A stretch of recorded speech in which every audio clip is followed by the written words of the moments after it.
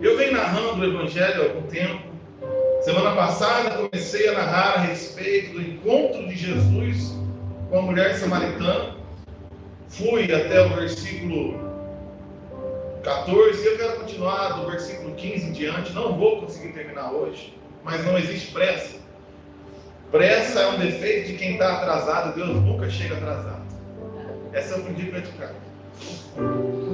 Deus sempre cumpre os seus propósitos no tempo certo e determinado, pois todos os planos de Deus se cumprem. Não há nenhum sequer que seja falho. E João 4:15, você pode acompanhar na sua Bíblia, na nossa tela aqui, diz assim: a mulher lhe disse: Senhor, quero que me dê essa água para que eu não mais tenha sede, nem precise vir aqui buscá-la. E Jesus disse: vá, chama o seu marido e volte aqui. Ao que a mulher respondeu: não tenho marido. Então Jesus disse: você tem razão ao dizer que não tem marido, porque já teve 5, e esse que agora tem não é o seu marido. O que você disse é verdade. A mulher então, constrangida, consternada com a verdade, disse ao Senhor: agora sei que o Senhor é um profeta. Então lança uma questão no seu coração no versículo 20. Nossos pais adoravam nesse monte, mas vocês, judeus, dizem que Jerusalém é o lugar onde se deve adorar. E Jesus me deu uma resposta que eu queria que você entendesse nessa noite. Enfatizando: mulher, acredite no que digo, pois vem a hora em que nem nesse monte, nem em Jerusalém vocês adorarão o Pai, como estamos fazendo nessa noite, aqui em Bela Vista do Paraíso, milhares de quilômetros de qualquer um dos montes. Pois vocês adoram o que não conhecem, nós adoramos o que conhecemos, porque a salvação vem dos judeus.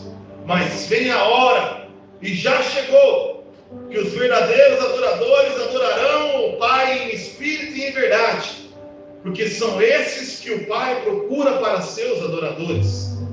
Deus é espírito, e é necessário que os seus adoradores o adorem em espírito e em verdade. E a mulher respondeu: eu sei que virá o Messias chamado Cristo. Quando ele vier, nos anunciará todas as coisas. Então Jesus disse: eu sou o Messias, eu que estou falando com você. E naquele momento chegaram os discípulos de Jesus e se admiraram vê-lo falando com a mulher. Mas nenhum deles perguntou: o que você está querendo, ou porque o Senhor está falando com ela. Palavra de Deus. Amém? Semana passada, irmãos, nós trouxemos uma ministração intitulada Em Busca dos Perdidos, em busca do que há perdido. E ali começamos a refletir a respeito da história dessa mulher. Uma história marcada por fracasso. Uma história marcada por decisões ruins, por falhas dela ou de outros. Uma história marcada talvez pelo azar. Uma história marcada por equívocos sociológicos, teológicos e preconceito cultural, religioso, social. A história dessa mulher que, como nos foi revelado por Jesus, já tinha tido 5 maridos e agora, não tendo nenhum, era amante de alguém. Naquele tempo, nós refletimos aqui a respeito do pouco valor que se dava para a mulher e do enorme preconceito que o povo judeu tinha com os samaritanos. Mas o divórcio também, irmãos, era o ó na sociedade. Uma mulher divorciada, ela praticamente não valia coisa alguma. Mas essa mulher não passou por um divórcio, ela passou por 5. 5 maridos. Ou ela teve o azar de todos os maridos que ela teve morrer, ou em algum momento ela recebeu o divórcio, e se o marido trocou ela por outra, ou ela falhou, ou o marido falhou, o que importa é que nesse momento histórico da sua vida, ela acorda todo dia de manhã sabendo que ela é uma mulher desprezada, adúltera, samaritana, sem direito algum social, que tem que buscar água no tanque mais distante, porque o tanque próximo, onde as outras mulheres buscam água, ela não é bem vista e bem aceita ali. E acorda com a sua história sendo lembrada na sua cabeça, toda vez que precisa beber um copo d'água. Mas eu refleti também que, na mesma manhã que ela acordou sem saber aquilo que esperava, segundo Jesus Cristo já estava anotado na agenda de Deus, a necessidade de Deus buscá-la, encontrá-la e transformá-la, resgatá-la para a glória do seu santo nome. Jesus fala: é necessário, eu preciso passar ali, eu preciso me encontrar com essa mulher.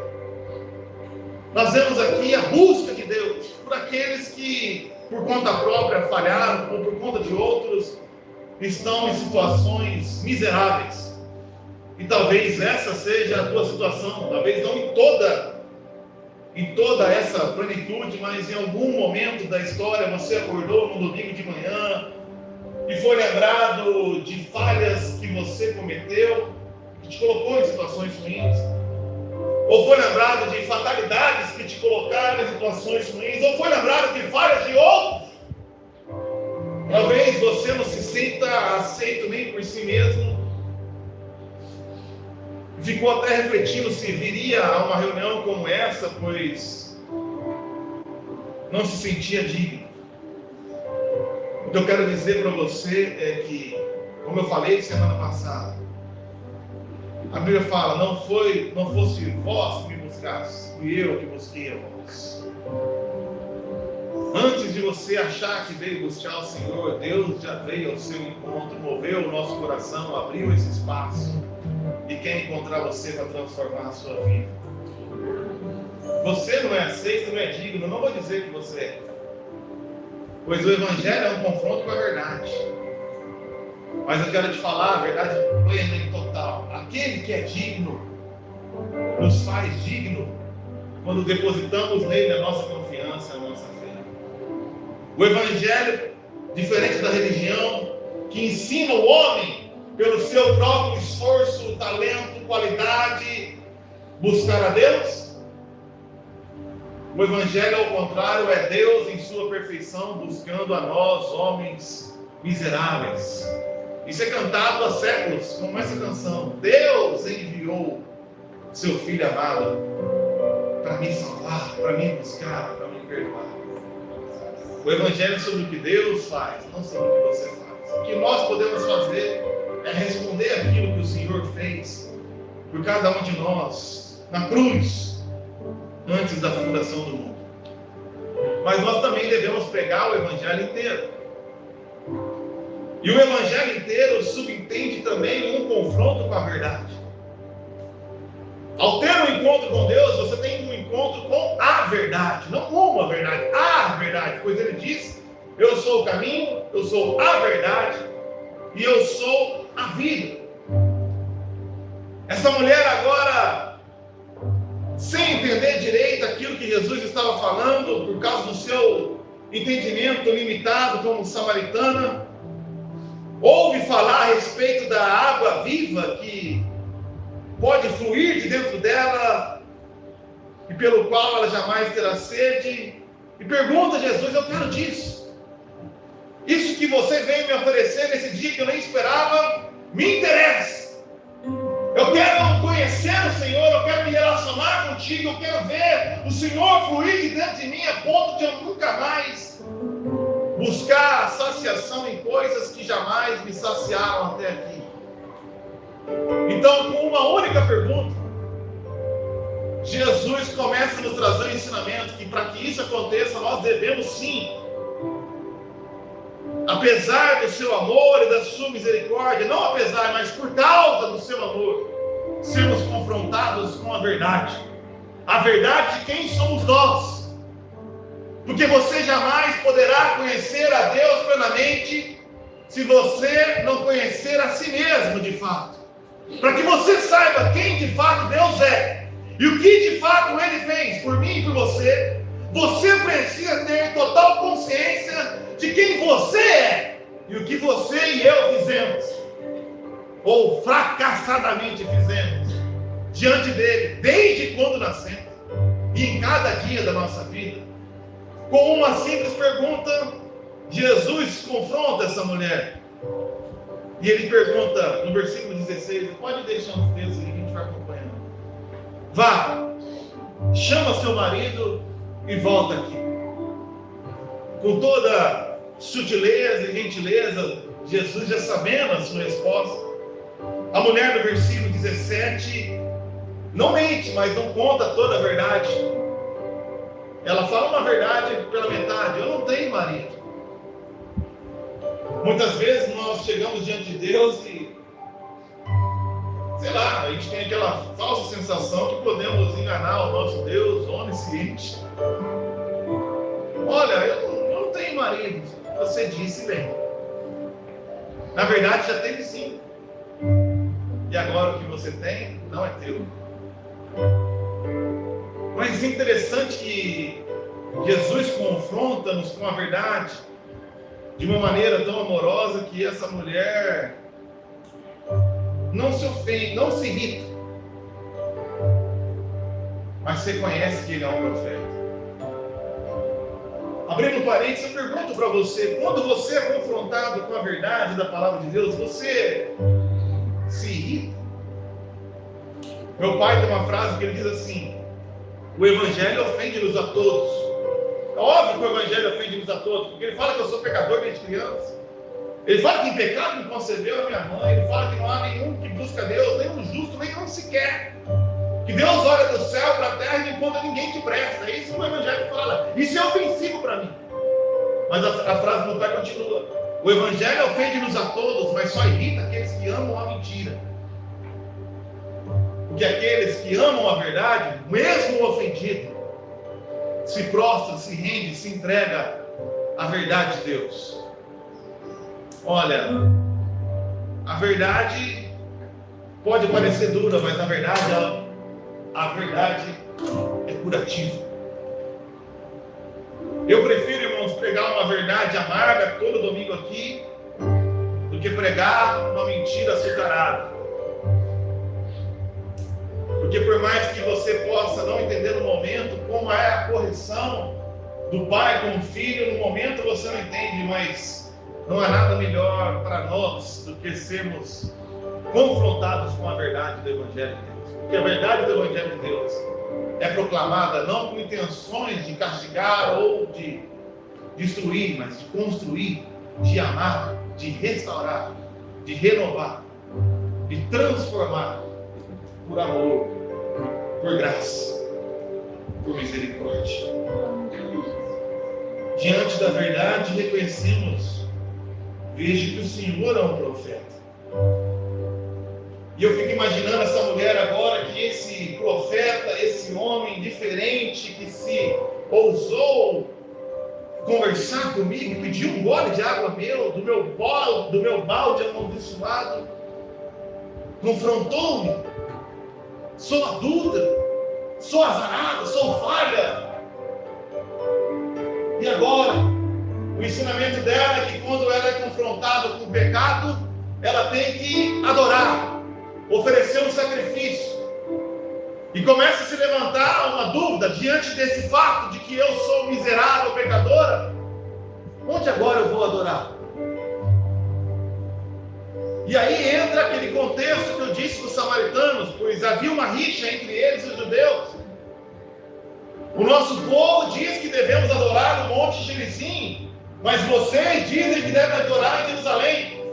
Isso aconteceu 722 anos antes dessa conversa, porque quando o reino do norte, as 10 tribos foram exiladas, e apenas as 2 tribos do sul permaneceu, essas 10 tribos se misturaram com outros povos e começaram a adorar outros deuses. E depois, 400 anos antes dessa conversa, voltaram juntamente com os hebreus de volta para Jerusalém.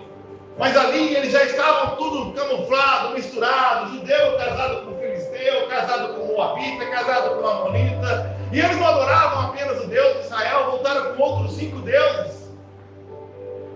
E estavam adorando ali o Deus de Israel e outros 5 deuses. Por isso que tem uma pequena analogia também. Já teve 5 maridos, 5 deuses. E esse que você está adorando, esse não é teu. E eles tinham essa rixa e quando voltaram, Esdras e Neemias decidiram reconstruir o templo e os muros. E os samaritanos se ofereceram para ajudar a reconstruir a adoração. Mas os judeus não deixaram. Falaram: vocês estão impuros, vocês são falhos, vocês se misturaram, não aceitamos nem sequer uma mãozinha de ajuda em vocês. E movidos do rancor, os samaritanos se reclusaram numa pequena área no meio de Israel e começaram a rejeitar todas as escrituras que apontavam para a promessa em Jerusalém. Abraçaram apenas a Torá, recusaram os salmos e toda a adoração que era ensinada ali, recusaram todos os profetas. E o filho de Sanbalate, aquele mesmo que ficava combatendo contra Neemias, ergueu um templo em Gerizim e começaram ali a uma falsa adoração incompleta, uma adoração seletiva, para que eles pudessem ali se adaptar. Eles falavam que aquele monte da verdade era o monte que Deus falou para Abraão, que todos aqueles profetas na verdade eram mentirosos, e ficaram só com aquele monte.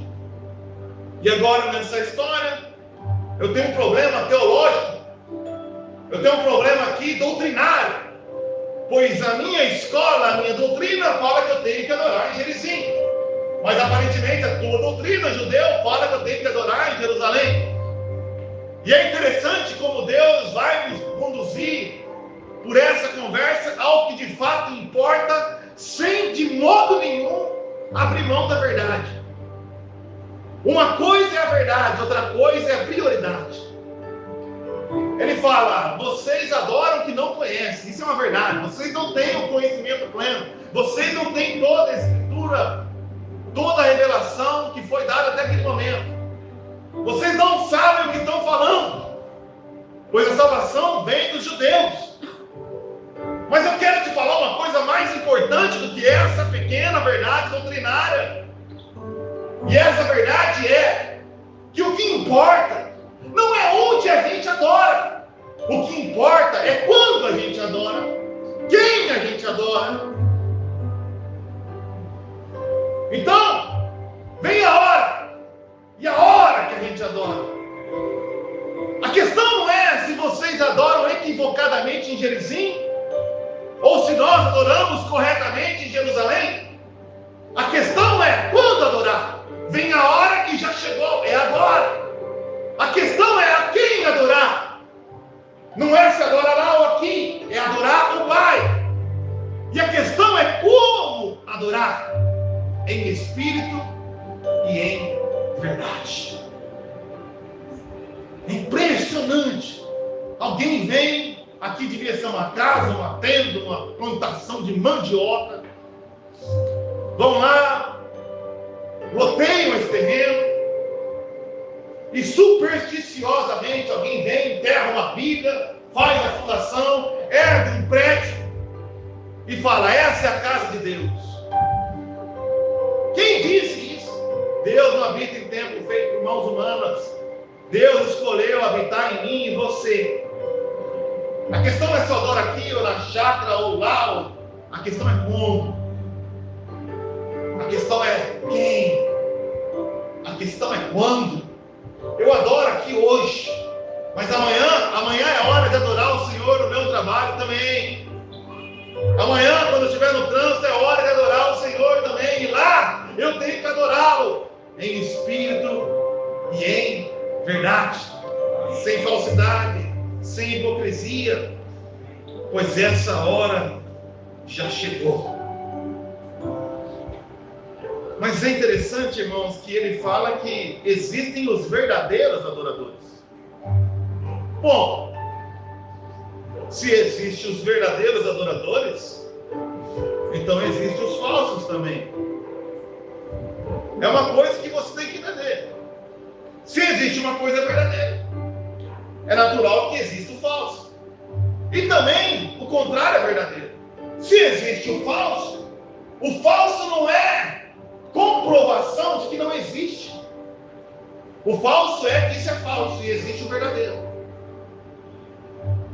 Ninguém encontra uma nota de 100 falsa e fala, tá vendo? Essa nota de 100 é falsa, então não existe nota de 100. Tem muita coisa que a gente foi sendo construída na história da igreja e hoje a gente olha para algumas situações e fala, isso aqui é uma adoração falsa. Isso aqui não existe mais. Isso é falso. O fato de ser falso, irmãos, só aponta para mim uma coisa. Existe o verdadeiro, eu tenho que buscar o que é verdadeiro. Qual é a verdadeira adoração? Ou qual é a falsa adoração? Eu estava meditando e lendo um comentário nessa tarde do William Barclay, um grande comentarista do Novo Testamento, e nessa passagem ele elenca, em comparação com a falsa adoração dos samaritanos, o que seria hoje uma adoração falsificada.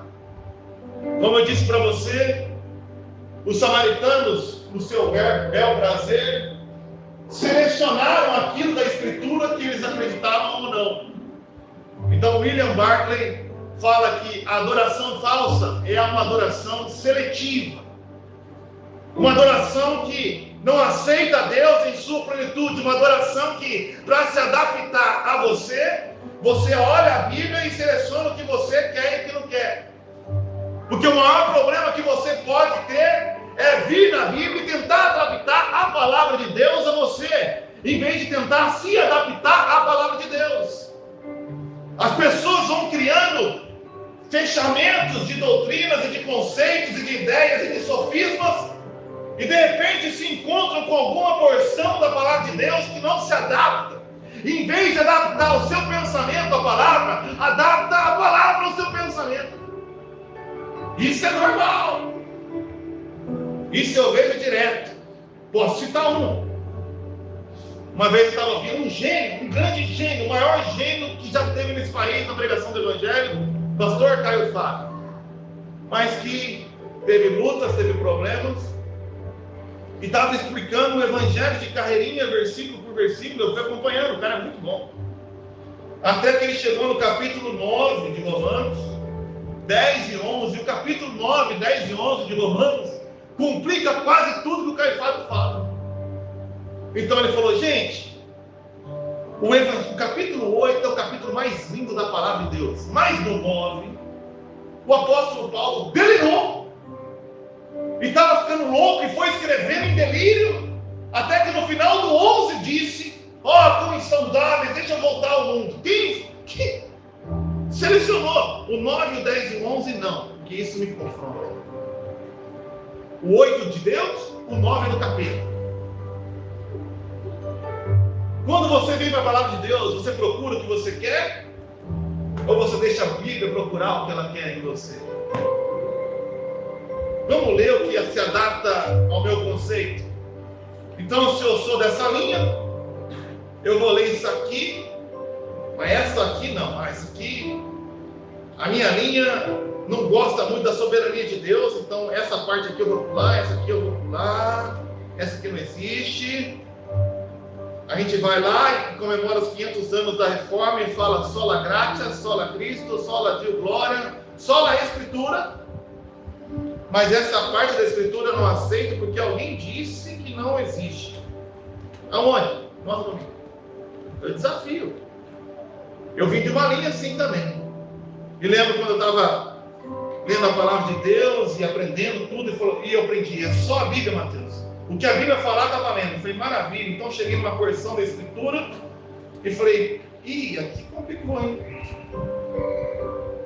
O que está acontecendo aqui? Não, essa parte... Não, mas como assim?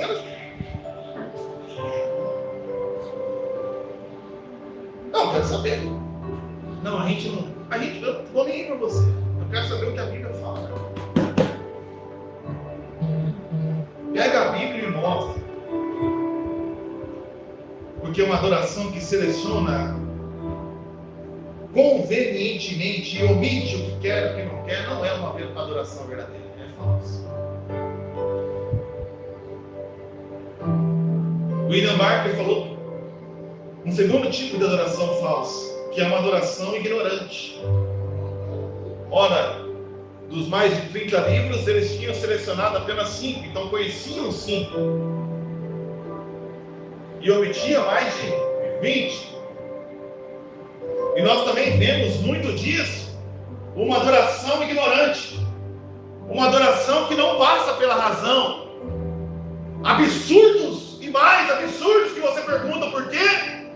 E o cara fala, porque Deus falou assim. Eu participei de um grupo que me chamou para participar do movimento de louvor lá em Londrina. E eu fui no treinamento e eles abriram Ezequiel, abriram Apocalipse e falaram: leia aí a respeito dos 4 seres viventes. E eu comecei a ler que em torno do trono tinha o ser leão, tinha parecendo com um homem, tinha uma águia e tinha uma gazela. E perguntou: baseado nas escrituras, o que você entende a respeito dos 4 seres viventes? Eu falei: a mesma coisa que todos os teólogos há mais de 2000 anos. Nada. Eu não sei para que serve isso aí. Aí veio o contraponto. Até hoje nunca foi entendido, até que Deus levou o seu servo Davi ao céu. E lá no céu Deus mostrou que quando você toca uma música usando tambor, desce a unção do leão e você parece um animal se rastejando e mugindo e urinando no poste. E quando desce uma música mais emotiva, vem a unção do homem e você passa a chorar amarguradamente. E quando vem uma música mais alegre, desce a unção da gazela e você começa a pular como uma gazela. E quando vem uma música mais de louvor, desce a unção da águia e as pessoas ficam assim. Baseado no quê? Baseado na cabeça de um maluco varrido de pedra, que não tem razão nenhuma em nada, e falou: que venha a unção.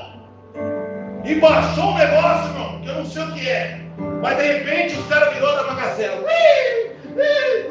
E depois os caras virou um leão. E o leão encontrava do leão. E já viu 2 leões se encontrando? Era 2 machos, porque ficavam se arranhando e se batendo. E para parar em alguns lugares jogavam água para acalmar a unção. E eu fui entrevistar: irmão, o que você sentiu com essa unção do leão? Eu não lembro de nada. Então isso não é unção, isso é demônio. Isso é demônio. Isso não é verdadeiro. Mas é porque eu acredito, não importa. A fé vem de ouvir o quê? A palavra de Deus. O fundamento é a palavra de Deus. Essa é a razão. A fé é emotiva sim, porque Deus falou que eu tenho que amar a Deus de todo o coração, com toda a tua alma, mas também com todo entendimento. Então, venham aqui que eu vou botar a mão em você e vai ter a unção da lagartixa. Quem passou por isso? O cara gruda na parede. A unção do rolo, ele passa rolando. E se levanta e continua a mesma porcaria de pessoa. Eu não entendo. É uma adoração falsa. Porque ela não tem fundamento na palavra de Deus. Ela é ignorante. É baseada na falta de informação. É um mistério, fala. Não, não é um mistério, é uma mentira. E o William Barclay fala que uma adoração falsa, assim como a dos samaritanos, era uma adoração supersticiosa. Os samaritanos, segundo os rabinos locais da época, tinham uma visão equivocada de Deus. E a sua religião, em vez de ser baseada no amor e no conhecimento, como eram as Escrituras, qual que é o resumo das Escrituras? Ame a Deus de todo o teu coração e ame o próximo como a ti mesmo. Como que você descobre isso? Meu povo perece por falta de conhecimento. Mas diferente disso, a adoração deles era baseada na ignorância e no medo. Você conhece algum conceito de adoração baseado no medo? Eu conheço vários. Eu e a Renata tivemos o prazer ou o desprazer de ministrar em Londrina em mais de 60 igrejas diferentes. E que aventura, irmãos! Que alegria! Cada dia era uma aventura diferente. Numa delas eu cheguei e tinha um pastor com um sapato, como diz o dedicado, de 3 cores diferentes. Uma calça brilhosa e reluzente, parecia um anjo.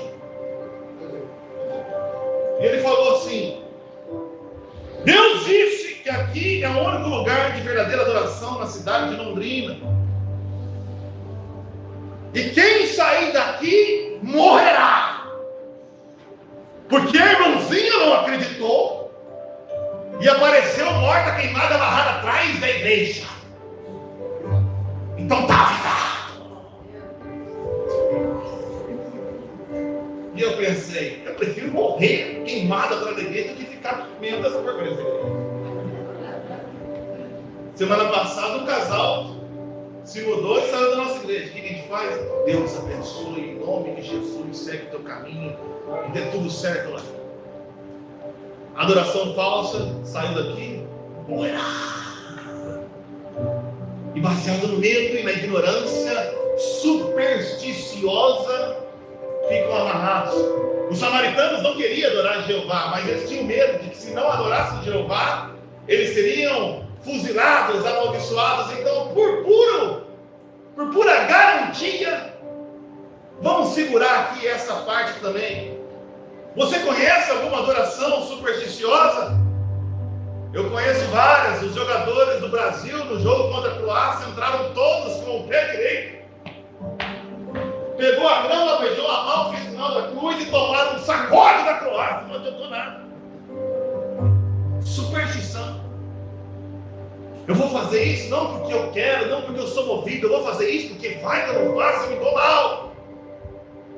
Eu vou contribuir porque se eu não contribuir, vai vir uma doença, uma praga, eu vou gastar tudo com remédio. Então, irmão, se você não quer gastar seu dinheiro com remédio, contribua. Amém. Se você não tomou a ceia nesse mês, o teu mês está maldito. Então é por isso que todo cu de ceia é mais lotado que os outros, porque só o cu de ceia vale. Os outros cultos, tá vendo? Cu de ceia vem até bonitinho. O outro culto vem com qualquer roupa mesmo. Superstição. Superstição. Nós somos supersticiosos. Passa na frente da igreja.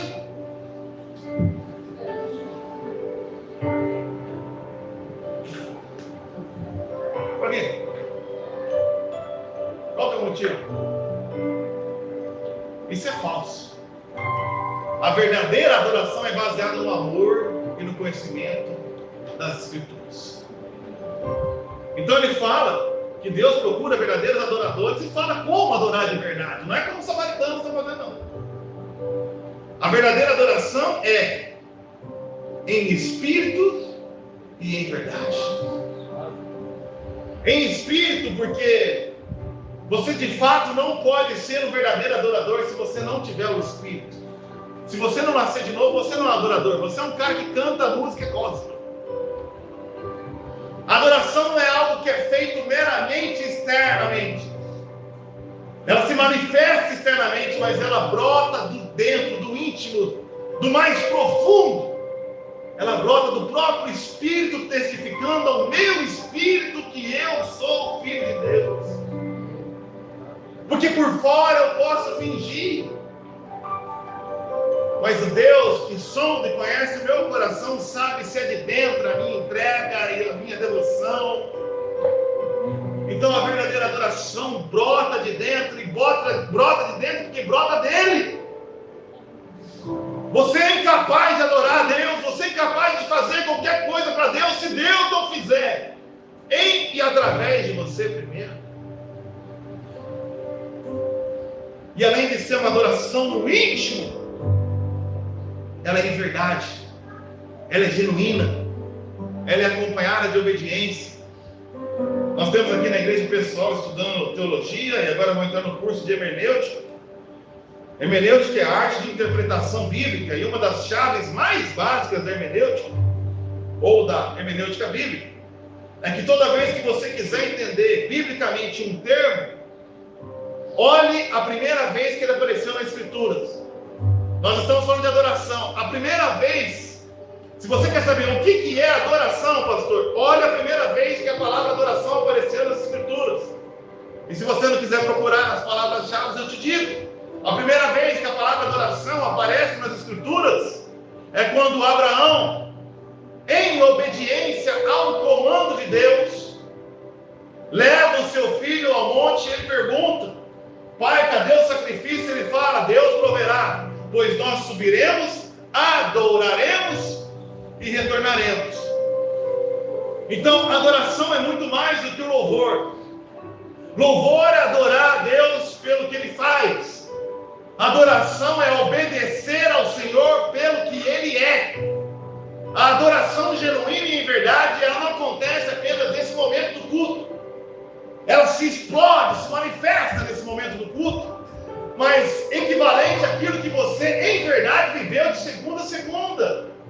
É por isso que muitas pessoas vivem de maneira desconectada, alienada a Deus, todo dia. E aí chega no culto de domingo e não consegue adorar, não consegue sentir a presença de Deus, ou acha que foi ruim, porque não é verdade, é só uma falsidade. Isso é força, vou cantar aqui, vou cantar, mas não é verdade. Adoração é obedecer ao Senhor. Por quê? Porque eu vou me dar bem? Esse é o ensino que a gente teve. Brasileiro só faz assim. O que eu ganho com isso? Então, se abre uma igreja, está chorando, louve, porque daí você vai rir. Você está preso, então louve, porque as cadeias vão se romper. Está doente, louve, porque você vai ser curado. Ninguém louva, é só louvor, porque louva o que ele faz, mas não adora pelo que ele é. Faz o certo se der certo. Mas ninguém quer fazer o certo para dar errado. E quando Deus fala para você, faz isso, e você tem a consciência que se fizer vai dar errado, você faria? É por isso que quando a gente faz uma coisa e sabe que ela vai dar errado, se o objetivo é dar certo, às vezes a gente faz o errado, porque o errado dá certo. Adoração genuína é fazer o que Deus falou, independente do que eu sinto, do que eu penso, do que vai dar. Ele falou: se tomar um tapa na cara, oferece o outro. Mas se eu fizer isso, eu vou me dar mal. Então se dê mal. Por quê? Porque Deus falou. Ama o inimigo. Aí tem que ficar pega o sermão do monte. Olha, gente, se você fizer o que está falando aqui, eu tenho que ficar pensando o que de bom vai acontecer na tua vida. Isso não é adoração.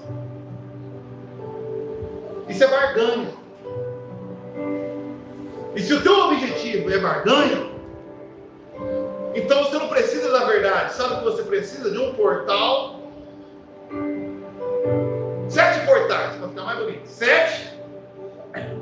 E você passa pelos 7 portais e bota R$50 no meu bolso e vai te dar bem. E por incrível que pareça, é o que mais cresce. Porque as pessoas não querem o certo, elas querem que dê certo. E sem saber estão sendo enganadas por lobos, que com coceira nos ouvidos procuram ouvir aquilo que querem, não aquilo que precisam. Mas se você adora o Pai, você é um filho, e o Pai nem sempre dá o que você quer, mas Ele sempre dá o que você necessita. Deus não veio suprir as nossas vontades, mas em Cristo temos suprido todas as nossas necessidades. Porque às vezes aquilo que você tem vontade não é necessário, pelo contrário, é prejudicial. Às vezes aquilo que você tanto deseja não vai te trazer vida, vai te trazer morte, mas você, com a sua mente limitada, não entende. E Deus, como um bom pai, fala: meu filho, não tem problema tomar sorvete, mas primeiro tem que comer arroz e feijão. E vem para a igreja no domingo, o pastor fala: o que importa é o arroz e feijão, irmão. Depois da carne e talvez o sorvetinho. Mas lá do outro lado os caras falam: venham em 7 quintas-feiras passarem por 7 portais e você vai ter o sorvete e morre de diabetes. O que importa não é o que você quer, é o que você precisa. E se você acha que isso é duro, é porque você não entendeu quem é o teu pai. Por isso que eu falo. É porque talvez você não entendeu quem você é.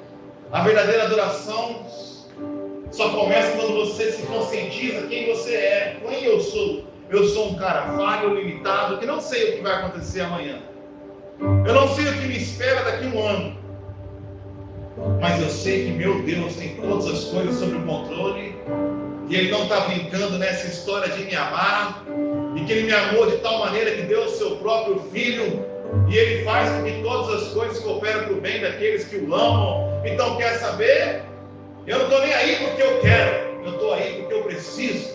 Então por mais que não esteja acontecendo o que eu quis essa semana, por mais que eu não tenha certeza que vai acontecer o que eu quero nesse ano, nessa noite eu adoro a Deus pelo que Ele é. Ele é Deus, Ele é santo, Ele é poderoso, Ele é onipotente, Ele é onisciente, Ele está acima de todos, Ele nunca falha, nunca falhou e nunca falhará. Ele me ama, Ele é gracioso, cheio de misericórdia, e por causa disso eu o adoro, eu exalto a Ele, entrego toda a honra, toda a glória, todo o louvor, porque eu sei que eu não sei de nada, mas Ele sabe de tudo. Eu não posso nada, mas Ele pode tudo. Eu não entendo nada, mas nada foge do seu alcance, das suas mãos. Eu adoro em espírito, eu adoro em verdade, porque são esses que o Pai procura. Agora, o mais interessante é que talvez você, como eu, ao analisar esses modos operantes de adoração falsa e esse alto princípio de adoração verdadeira e espírito em verdade, possa olhar para si e falar assim: meu Deus, então eu não tenho condições de adorar. Eu lembro uma vez que preguei essa mensagem há uns 15 anos atrás na UEL, e o rapaz ficou muito bravo. O cunhado do Vandinho ficou muito bravo lá do Vitorão. Ele falou: se isso é adoração em verdade, adoração em espírito em verdade, então eu nunca posso adorar. Então a gente nunca adorou. Eu falei para ele assim: você reparou que Jesus falou que o Pai está procurando por verdadeiros adoradores? Para uma mulher samaritana, adúltera, fracassada e pecadora? Você reparou que nessa história Jesus está em procura dela? E Jesus, na procura dela, fala que Deus está procurando verdadeiros adoradores. É como se Ele estivesse dizendo: Deus está procurando verdadeiros adoradores, por isso Ele me fez procurar você. Porque você tem até hoje adorado falsamente, mas através do que você vai ter de revelação comigo, e através do que eu farei na tua vida, a partir de hoje você se tornará uma verdadeira adoradora.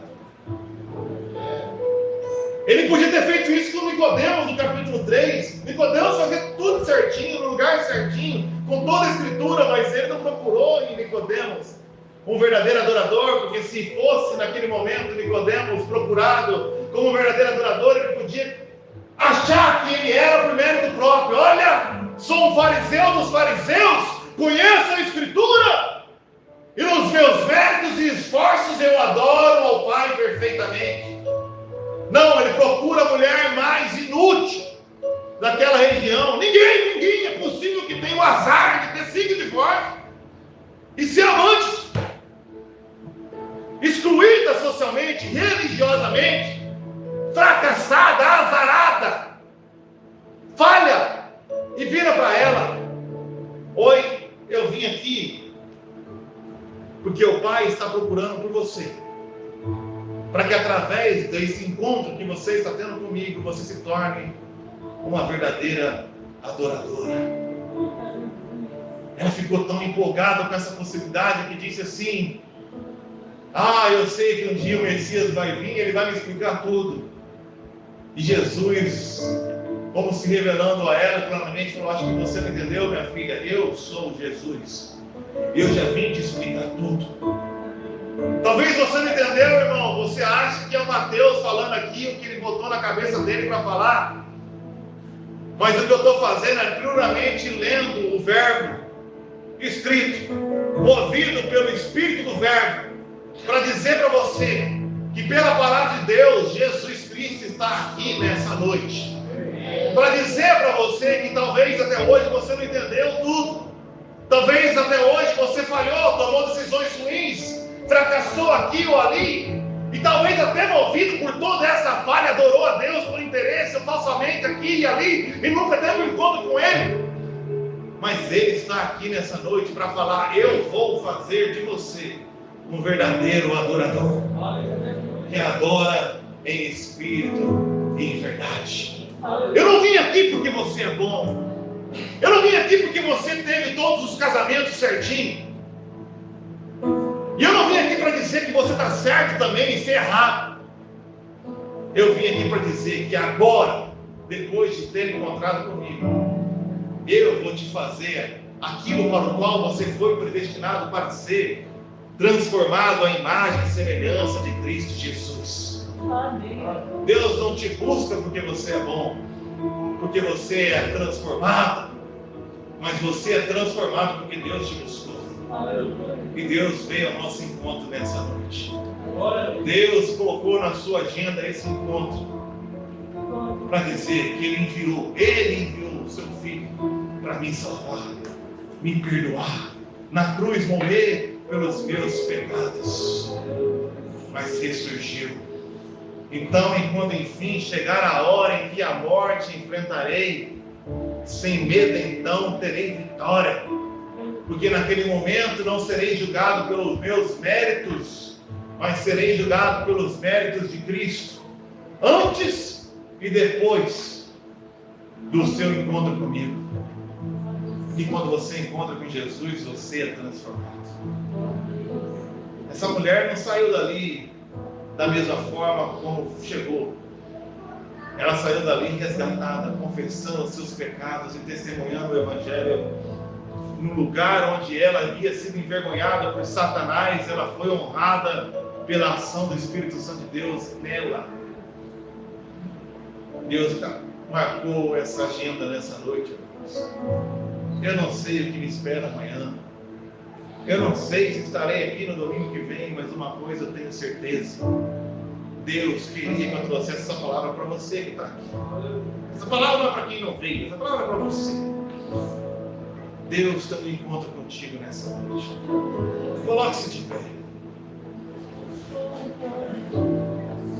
Confrontado pela verdade de quem você é, eu quero te conduzir a um momento de confissão de pecado e de quebrantamento, arrependimento.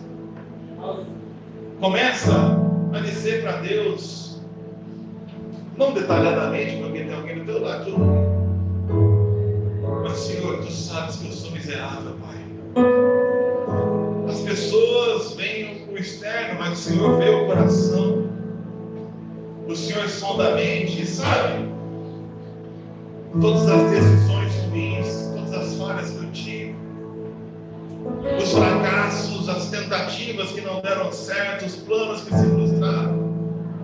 O Senhor também entende as situações das quais fui vítima.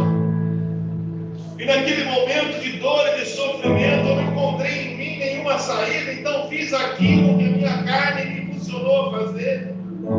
E eu falhei. Falei até mesmo quando tentei acertar. Talvez vim ao Senhor por interesse próprio e nunca fui transformado, Pai. No máximo, virei um impostor, um ator, um hipócrita, interpretando um personagem que se dizia um adorador, mas que te buscava como um amuleto para conseguir o que queria. Mas, Senhor, confrontados pela verdade, uma verdade talvez dura, mas com certeza uma verdade cheia de amor. Eu vi nas Escrituras que o Senhor me amou de tal maneira que enviou o seu Filho amado por cada uma das falhas que eu nem sequer havia cometido ainda, porque nem nascido estava. E o Senhor deu prova do seu amor por nós, morrendo por mim, não quando eu te aceitei, ou quando virei crente, ou quando dizimei, ou quando orei, ou quando minha Bíblia morrendo de mim, morrendo por mim quando eu ainda era o teu inimigo. Que amor é esse? Que paixão é essa? Que misericórdia é essa? Um Deus, acima de tudo e acima de todos, abrindo mão da sua glória, vindo humildemente a esse lugar e sendo obediente, não para se dar bem, mas para ser conduzido à morte, morte de cruz, para receber naquela cruz o cálice da ira que era para vir sobre mim e sobre os meus irmãos aqui. E mesmo não tendo vontade, clamando, se for possível, afaste de mim esse cálice, Ele fez o que era necessário por amor. Como um pai e uma mãe que se sacrifica todo dia pelos filhos que ama, o Senhor se sacrificou por nós. E esse amor nos constrange o fato de que um morreu por todos. E esse constrangimento me leva agora a viver para Ele que por mim morreu e ressuscitou. Esse confronto não me leva ao comodismo das minhas doutrinas ou dos meus pecados. Esse confronto me leva à transformação, à imagem e semelhança de Jesus em plenitude de tudo aquilo que Ele é. E enquanto eu louvo, enquanto eu adoro, enquanto eu agradeço a Deus por tudo e todas as coisas, eu vou sendo cheio do seu Espírito. E quanto mais o seu Espírito me enche, mais capacitado sou para obedecer. Quanto mais o seu Espírito me enche, mais eu frutifico os seus próprios frutos. Não por mim, pois já não vivo mais eu, mas é Cristo que vive através de mim. E a vida que eu vivo pela fé daquele que me amou e se entregou por mim. Agora não sou mais eu, então a glória é tua, a honra é tua, o louvor, a minha vida, a minha obediência, os meus olhos, ouvidos, mãos e pés, recursos, dinheiro, talento, tudo é teu, tudo é para Ele. Eu te adoro, eu te adoro, eu te adoro, em face da própria morte eu te adoro, eu te adoro. Não para ter sucesso, eu te adoro, porque o Senhor é o sucesso em mim. E a minha vitória não é um carro novo, uma casa nova, um casamento. A minha vitória já foi alcançada na cruz. É estar em conexão total, plena e completa com aquele que é santo, justo, bom e verdadeiro. Então nos leva, nos conduza como o Senhor conduziu essa falha mulher na verdadeira adoração. Conduz esse pastor tão falho, essa igreja tão falha, essa liderança falha,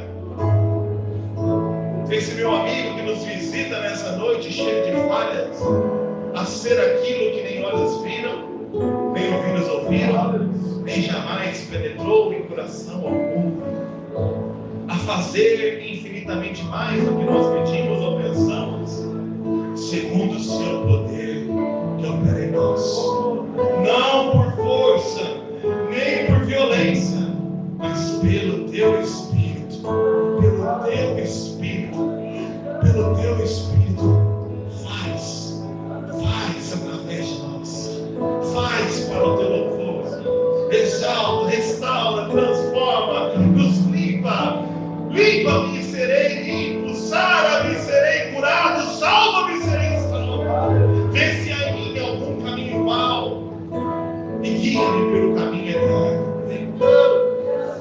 Vem, Espírito Santo de Deus.